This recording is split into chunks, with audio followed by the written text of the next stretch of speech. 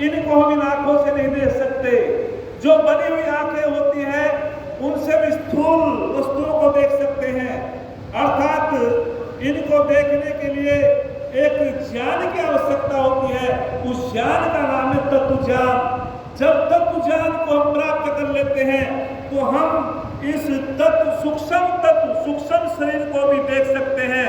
जैसे सूर्य दीपक से या सूर्य के प्रकाश से अंधकार दूर हो जाता है, ठीक उसी प्रकार से अंतःकरण की विद्या जो अंतःकरण में जानता है वो बिना तत्व ज्ञान के दूर होने वाला नहीं है। इसलिए ज्ञान सर्वोपरि होता है। बिना ज्ञान के व्यक्ति परमपिता परमात्मा का साक्षात्कार नहीं कर सकता है। और हमारे ऋषियों ने कहा ज्ञानेन्द्र मुक्ति, इधर भी ऋषियों ने कहा ज्ञानेन्द्र मुक्ति। सांख्य दर्शन के ऋषि कहते हैं बिना ज्ञान के मुक्ति नहीं हो सकती, बिना ज्ञान के सुख मिलने वाला नहीं है। और बहुत सुंदर बात कहते हैं हमारे महर्षि मनु जी कहते हैं सम्यक दर्शन संपन्न है, सम्यक दर्शन संपन्न है कर्म भीर न बध्यते। अर्थात जब दार्शनिक ज्ञान हो जाता है, तत्व ज्ञान हो जाता है, कर्म उनको बांध नहीं सकते, वो कर्मों के बंधन में नहीं आता है। और फिर आगे कहते हैं कि दर्शने विहीनस्तु संसार प्रतिपद्यते। अर्थात जो ज्ञान से विहीन होता है उसको बार बार इस संसार में आना पड़ता है। पुनरपि जननम पुनरपि मरणम पुनरपि जननी जठरे शयनम। बार बार उसको जन्म लेना पड़ता है, बार बार उसका मरण होता है, बार बार मां के गर्भ में उसका शयन होता है। कब तक? जब तक वो तत्व ज्ञान को प्राप्त नहीं करता। मैं बताना चाहता हूं छात्र छात्राओं, 4 प्रकार के ज्ञान की चर्चा हमारे शास्त्रों में होती है। एक होता है शाब्दिक ज्ञान, एक होता है संख्यात्मक ज्ञान, एक होता है भ्रमात्मक ज्ञान।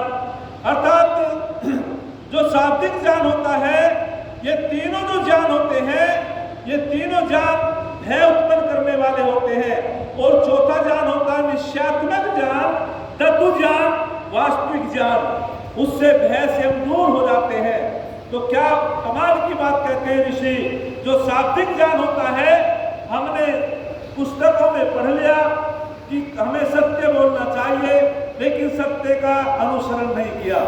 हमने पुस्तकों में पढ़ लिया क्रोध नहीं करना चाहिए, लेकिन हमने वो बात आचरण में नहीं ढाली, तो हमें लाभ होने वाला नहीं है। पुस्तकों में जो पढ़ लेते हैं उसको आचरण में लाना ही तत्व ज्ञान हो जाता है। कहते हैं कि जैसे हमारे प्रधानाचार्य जी आपको शिक्षा दे रहे हैं, ऐसे ही आचार्य द्रोण अपने शिष्यों को शिक्षा दे रहे थे। और उन्होंने कहा कि मैं पूछना चाहता हूं बच्चों, वे कहते हैं कि मैं पूछना चाहता हूं बच्चों आपसे एक पाठ याद करके लाना है घर से। उन्होंने कहा कि क्रोध मत करो। बोले ठीक है। उनके जो शिष्य थे दुर्योधन, दुशासन, अर्जुन, नकुल, सहदेव, युधिष्ठिर, तो उन्होंने कहा बेटा पाठ याद करवाए। बोले जी पाठ याद कर लाए। बोले तो सुनाओ। सबने सुना दिया क्रोध नहीं करना। लेकिन युधिष्ठिर महाराज कहने लगे गुरु जी मेरे तो याद पाठ नहीं हुआ।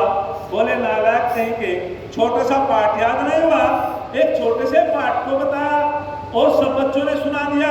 बोले जी कोशिश तो की है लेकिन याद नहीं हुआ, कल सुना दूंगा। आचार्य द्रोण ने फिर युधिष्ठिर से पूछा कि सुनाओ आपके पाठ याद हो गया। उन्होंने कहा कि कोशिश तो की है लेकिन पक्का याद नहीं हुआ, कल सुना दूंगा। जब तीसरे दिन फिर पूछा गया और बोले हाँ जी कोशिश तो की है, तो आचार्य द्रोण को गुस्सा आ गया, क्रोध आ गया और अपने शिष्य को पीटने लगे, प्रताड़ित किया। तो युधिष्ठिर महाराज मुस्कुराने लगे और कहने लगे गुरुदेव जब आप मुझे प्रताड़ना कर रहे थे मेरे मस्तिष्क पे कोई क्रोध की रेखा तो नहीं थी, मुझे गुस्सा तो नहीं आ रहा था, ऐसा तो नहीं लग रहा था कि मुझे गुस्सा आ गया हो। आचार्य द्रोण कहने लगे नहीं ऐसा तो नहीं लगा। बोले पाठ पक्का याद हो गया, तुमने कहा था कभी जीवन में क्रोध नहीं करना, आपने मेरी पिटाई की, प्रताड़ना की है, लेकिन मुझे गुस्सा नहीं आया। अरे किसी ने कहा था, बहुत सुंदर बात कही थी, एक पत्नी ने अपने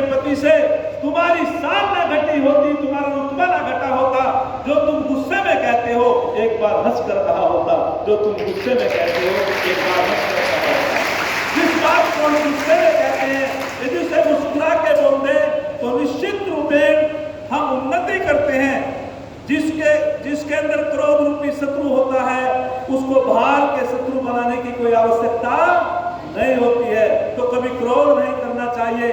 आज शिक्षक दिवस है और निश्चित रूप में मैं आपको बताना चाहता हूं कि हमारे ऋषि दयानंद जब अपने गुरुजी के पास, स्वामी ब्रजानंद के पास शिक्षा ग्रहण करने के लिए गए और वहां जाकर के उन्होंने आवाज लगाई, अंदर से आवाज आई, कौन? तो स्वामी दयानंद ने कहा कि हे गुरुदेव, मैं यही तो पूछने के लिए आया, मैं कौन हूं। बस जब मथुरा के अंदर अपनी कुटिया का दरवाजा खोला स्वामी ब्रजानंद ने, और उन्होंने जिनको शिक्षाविद कहा स्वामी दयानंद को, आधुनिक शिक्षा शास्त्री कहा स्वामी दयानंद को, तो वे कहते हैं जब कुटिया का दरवाजा खोलते हैं कि तो विलक्षण शिष्य है कोई।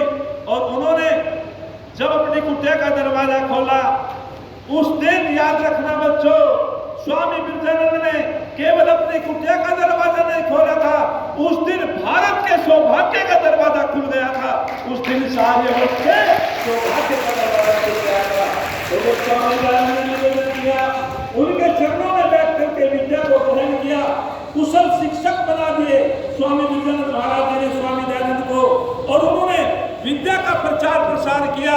लेकिन एक दिन स्वामी दयानंद के जो गुरुजी थे वे घूम रहे थे, उनके पैर के नीचे कोई कचरा आ गया और कहने लगे आज दयानंद ने सफाई नहीं की, और दयानंद को बुला करके पिटाई करना शुरू कर दिया। स्वामी दयानंद ने कहा, स्वामी जी मेरा शरीर तो वज्र का है, ब्रह्मचर्य का मैंने पालन किया है, आपको बहुत पीड़ा हुई होगी, लो डंडा लो, मेरी इससे पिटाई करो। अरे स्वामी ब्रजानंद ने अपने शिष्य को पीटा, लेकिन तनिक भी क्रोध नहीं आया।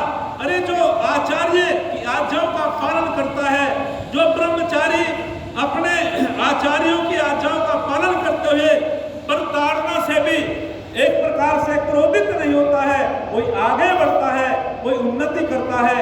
जो शिक्षक तुम्हें डांट लगाता है, ऋषि दयानंद कहते हैं कि जब माता पिता आचार्य प्रताड़ना करते हैं तो समझ लो अमृत पिला रहे हैं, और जब लाड़ना करते हैं तो समझ लो विष पिला रहे हैं। प्रताड़ना से बच्चों का भविष्य बनता है। कभी नाराज नहीं होना चाहिए, कभी क्रोधित नहीं होना चाहिए। तो मैं आपके सामने बता रहा था, जो शाब्दिक ज्ञान है, जो आपके गुरुजी कहते हैं कि बेटा ब्रह्मचर्य का पालन कर